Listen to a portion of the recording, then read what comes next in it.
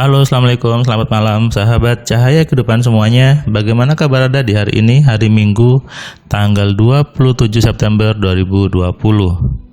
Saya doakan hidup Anda semakin hari semakin penuh kebahagiaan, semakin hari penuh dengan kemudahan, semakin hari penuh dengan kebelimpahan. Saya doakan hidup Anda didatangi banyak rezeki dari arah jalan yang tidak disangka-sangka, dari jalan arah manapun juga.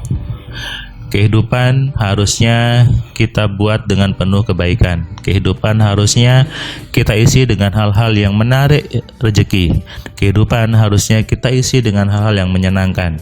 Kalau ada orang yang hidupnya tidak nyaman, hidupnya itu ngeluh aja, hidupnya sedih aja, sebetulnya itu adalah hasil dari pikirannya sendiri. Itu adalah hasil dari apa yang dia buat sendiri sebetulnya, hasil dari keinginan dia tanpa dia sadari.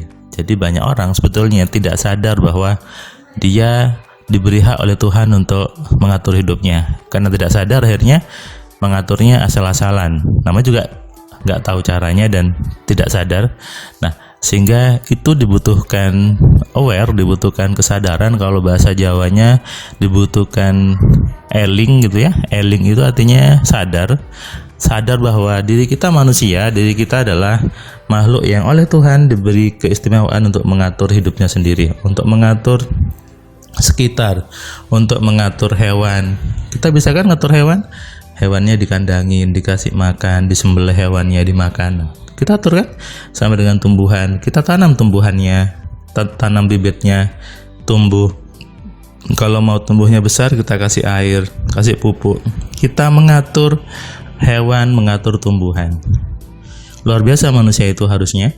Jadi manusia diberi hak oleh Tuhan untuk menggunakan seisinya, menggunakan seisi bumi ini, menggunakan air, menggunakan udara, menggunakan tanah, menggunakan molekul, bahkan menggunakan apapun yang ada di bumi ini, menggunakan matahari untuk kepentingannya, menggunakan bulan, menggunakan angin.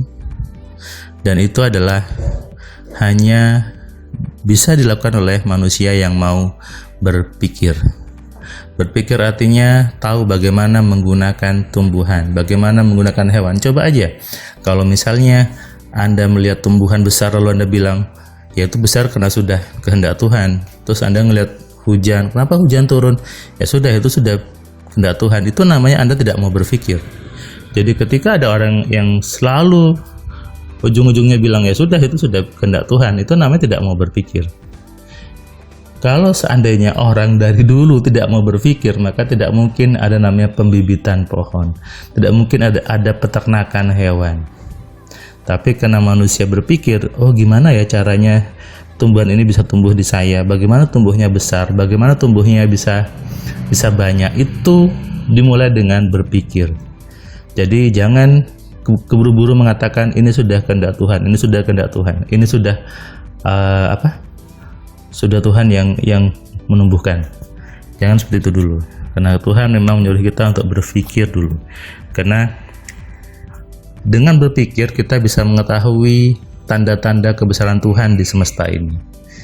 Dan itu sudah ada ayatnya di Al-Quran, bahkan di beberapa agama juga ada ayatnya yang menyuruh umat manusia untuk berpikir, menggunakan pikirannya dalam mengelola semesta ini, dalam mengelola kehidupan, mengelola tumbuhan, mengelola air, mengelola hewan, angin, udara, dan sebagainya.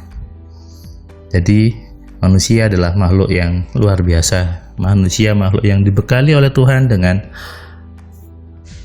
chip, kalau saya bilang chip power, yaitu di pikirannya. Sehingga ketika ada kejadian yang tidak nyaman, itu adalah karena dia sendiri, karena manusia itu sendiri. Makanya ayatnya adalah segala kerusakan yang ada di muka bumi akibat tangan-tangan manusia itu sendiri. Kenapa? Karena memang manusia yang harus mengatur. Berarti kalau ada kerusakan, ya itu sudah pasti manusianya gitu. Salahnya ada di kita, karena kita mungkin berpikirnya salah. Kita mungkin, oh ternyata kalau dibuat seperti itu ternyata jadi banjir. Itu kan karena manusianya belum paham ilmunya, belum paham mekanismenya, sehingga terjadi seperti itu. Ya, jadi sama juga dengan sebuah kondisi di hidup Anda. Ketika tidak nyaman, itu pasti adalah hasil dari tangan Anda sendiri, hasil dari pikiran Anda sendiri. Jangan nyalahkan pihak lain, apalagi nyalahkan jin. Ini saya dapatkan di kelas AMC online hari ini, hari Minggu. Tadi ada kelas AMC online, pesertanya seorang mas dari Bogor. Dia cerita bahwa dia susah susah untuk dapat jodoh gitu, karena menurut yang dia datang ke bapak orang spiritual, bapak orang pintar kata dia gitu ya, bapak orang pemuka agama mengatakan bahwa dia susah dapat jodoh karena ada jin yang suka sama dia, ada jin cewek yang suka sama dia.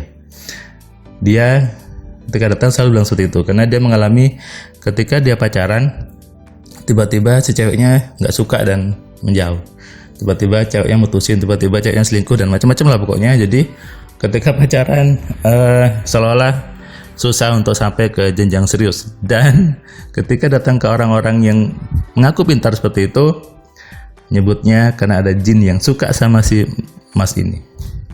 Padahal ketika tadi kelas AMC saya mencoba menggali program di kepalanya, saya mencoba menggali mindsetnya, ternyata banyak sekali program-program yang memang dia takut untuk menikah, dia belum siap untuk menikah, dia bahkan tidak tahu memilih mau istri yang seperti apa.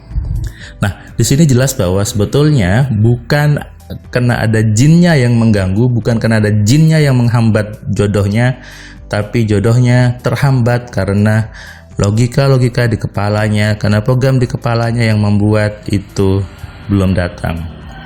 Mas ini punya program bahwa saya mau nikah kalau saya punya rumah dulu, kalau saya ini. Nah, ketika dia belum punya rumah, maka otomatis prosesnya tidak akan berjalan. Ketika dia belum punya rumah, maka ketika dia pacaran pasti putus. Bukan karena jinnya, bukan karena Tuhan juga, tapi karena program di pikirannya memang belum siap untuk menikah. Nah, ketika saya tadi coba sadarkan, saya coba jelaskan seperti ini mekanismenya, dia pun sadar, iya ya, kasihan jinnya disalah-salahkan ya. Ya mas ya gitu, saya bisa ketawa ya, iyalah mas, masa jinnya disalahkan. Jadi sebetulnya ini yang banyak ada di masyarakat kita, bahkan di televisi kalau Anda lihat acara pagi itu ada seorang gitulah ya, yang dia ketika ada jemaahnya yang mengeluh, kenapa saya pusing, kenapa saya ini, jawabannya apa? Ada jin naga yang ikut kamu, ada jin ini yang ikut kamu, ada jin di rumah kamu yang gangguin, ada yang ngirim jin kamu. Hello, sampai kapan bangsa ini selalu berpikir yang seperti itu? Sampai kapan televisi menyiarkan hal seperti itu? Padahal bukan karena apapun, bukan karena jinnya, bukan karena apapun yang membuat hidup manusia tidak nyaman, pasti karena ada kesalahan sendiri di programnya, karena ada sendiri yang mungkin ada masalah dengan suaminya, ada masalah dengan tetangganya, ada masalah dengan utang sehingga terjadi beban berat di kepalanya, kemudian jadi sakit, kemudian jadi sakit kemana-mana karena kesalahan di program pikirannya, karena stresnya, karena ketakutannya, karena hal-hal sendiri yang dia baca, hal sendiri yang dia terima, dan itulah yang membentuk realita di hidupnya. Jangan nyalahkan orang lain, apalagi nyalahkan jinnya. Sudah tidak jelas jinnya, tidak kelihatan, tapi nyalahkan jinnya ya. Oke. Artinya ketika ada orang yang mengatakan bahwa di diri Anda ada jinnya, di diri Anda ada jin yang ikut, maka sudahlah, abaikan aja. Sebetulnya bukan karena ada jinnya, itu karena program di kepala Anda yang salah, program di kepala Anda yang perlu dibenahi, program di pikiran Anda yang harus ditata ulang dan diprogram ulang. Ketika programnya benar, ketika programnya selaras, maka hidup Anda nyaman-nyaman saja. Itu kuncinya di kehidupan. Terima kasih, selamat malam, selamat istirahat. Salam dari saya, Firman Pratama. Assalamualaikum.